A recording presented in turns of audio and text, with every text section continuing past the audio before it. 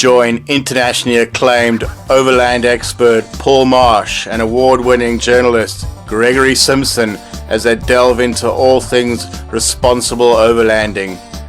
From choosing the right vehicle, getting yourself prepared, getting your vehicle prepared, safety tips, and much, much more.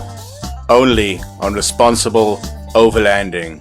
I think in England when I was there for 18 years, and people used to say to me, if you cut Paul in half, half's Land Rover and half's Toyota. The reliable parts Land Cruiser.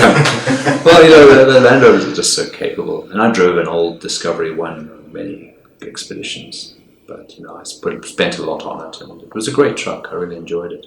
But back in Africa, and actually even in England, I used to convert a lot of people to take a Land Cruiser.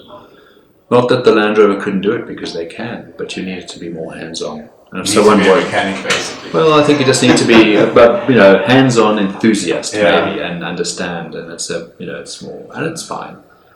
But a lot of the vehicles, we could get great Land Cruisers in England, and I could buy out of the Middle East. Now in Africa, we're spoiled. We've got a lot of good used and new vehicles we can get here. My problem with South Africa is no troopy being made here anymore. How do you navigate those waters? I look for troopies all the time. I think this year I bought 3 already. So anyone got a troopy, contact me. It is a challenge. They're great vehicles. They come up for sale. They're not as available, but they're not. A troopy's not for everyone. The troopy is a fantastic truck, but it's not the only truck. I have a great passion for the 80 series. And the 80 series. Is that your favourite truck? It's my favourite, along with the troopy, because I think they're both. If you want to live slightly in a truck, have an ability to live in, then the troopy is only going to be the only vehicle to do that, unless you're building a custom camper on the back. And those are built in South Africa. They really refined very well in Germany. But I do say that, which would be my most favourite vehicle? It's hard to say. Personally, I've owned most of them, but I do say I've owned 2 troopies, a few 80s. I've got an 80 at the moment, which I really love. It's came with me from England. So yeah, that's I like it because it's permanent 4-wheel drive. It's got front, center, and middle diff locks. So front diff lock, rear diff lock, middle diff lock, turbocharged, 6-cylinder diesel. The best engine in the business. Yeah, they're simple. So when we're looking at engines, when people want to drive to more remote parts of Africa and the world, you've got to consider the simplicity. And the newer vehicles, it's a challenge. So, often we're taking an older vehicle and we're spending good money on an older vehicle to bring it back up, to make it really reliable and to build back in that reliability. And sometimes, we're changing the engines to put a turbo motor in. And if you are going to turbo a motor, you've got to be very careful if you do that, because it's the motor must be young enough, and you've got to build in the safety factors, and someone's got to be prepared to drive it very carefully, because you do run risks. So it's about trying to create that balance. But at the end, I want a truck that's simple, that can be run on bad fuel, and that can be fixed by mechanics in different parts of the world. So the 1HZ engine, that's the 12 valve, 24 valve, 4.2 litre, 4.2, and look, petrol too. People rule out petrol motors. But aren't they gas guzzlers supreme? Of course they are. But when you're looking at the costs, people go, well, it's half the price. It's half the price. So sometimes I say to people, well, there's a reason why it's you can buy a lot of fuel for the money you're saving. So depending on the trip, I've got a couple that will ship their truck in from Australia, and it's petrol, and I said that's fine. As long as you've got the carrying capacity for the fuel, it's going to cost you more in fuel, but it's great to drive. Very strong, robust, bulletproof vehicle, especially the 80 series petrol or 105. 4.5 litre V8. Brilliant. So nothing wrong. It pulls well, it drives well. So what's the biggest downside? The biggest downside is you haven't got the range with the fuel. You're having to carry extra fuel. But for what you pay for the truck initially, that's a lot of fuel. You're talking maybe 50,000 rand, maybe 100,000 rand saving, depending on what you buy. Buy a lot of fuel for that. So I'm not adverse to someone coming to me and saying, would you build me a petrol truck? Sure. It's going to be absolutely fine. Is there any way to make that slightly more economical, those engines, or it is what it is? No, because if you can try all kinds of things, but you've got to be very mindful that once you start tampering with reliability. So I always want to say keep the vehicle as standard as possible. Really make sure the cooling system is really efficient, the viscous fans working properly, and that you drive it mindfully. If you're going to drive the car hard and fast, you're going to pay the price. If you drive around 100 k's an hour, you're going to be more economical. And let's face it, when people ask me, well, what speed should I be driving? I go, well, how much do you want to take in? If you drive fast, you've got to concentrate harder, you take in less. I find my most comfortable speed driving is about 100 k's an hour.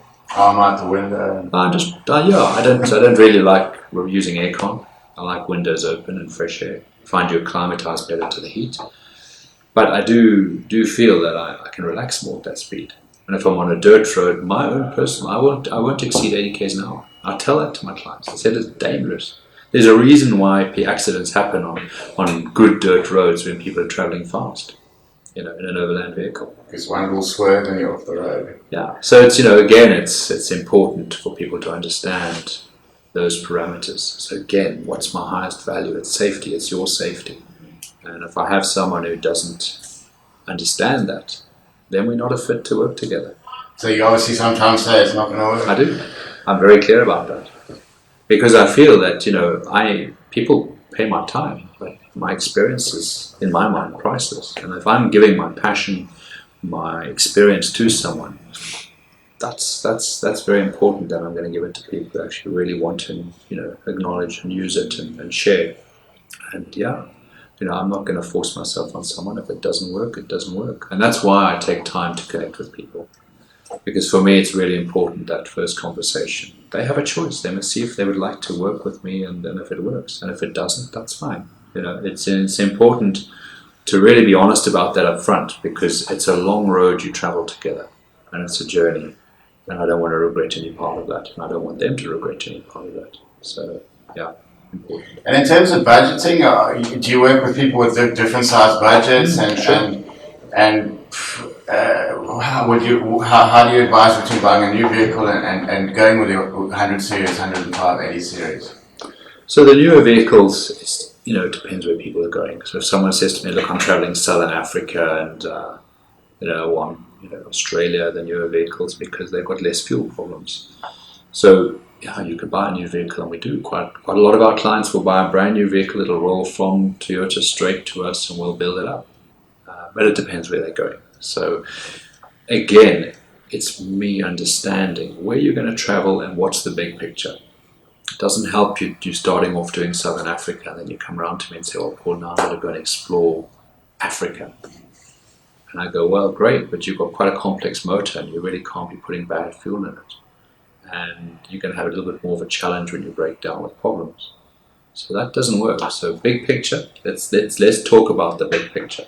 Might not be on your radar right now, but at least if we've discussed it, it's on the horizon. And if it's on the horizon, then we can plan better. So when it comes to budgets, it's not about putting a number out there. It's about understanding what can we do within your means, and will it work? And if it can't, it can't. I'm not going to take a ridiculous budget and try and compromise in every aspect to give someone a car to go, because I'm not doing them any favors. So there's a bottom line which you've got to look at and say, well, if I'm able to get this vehicle and it's got a whole lot of kit on it and I can refurb it, how does that look for me? And this is the amount of time I need to invest in training. And there's no point. And if someone comes to me and they just want a truck and they've got no experience and they want to save money on training, that doesn't. That's a red flag. Yeah. Well, you know what? Safety. Simple. So I'm not doing myself or them any favors.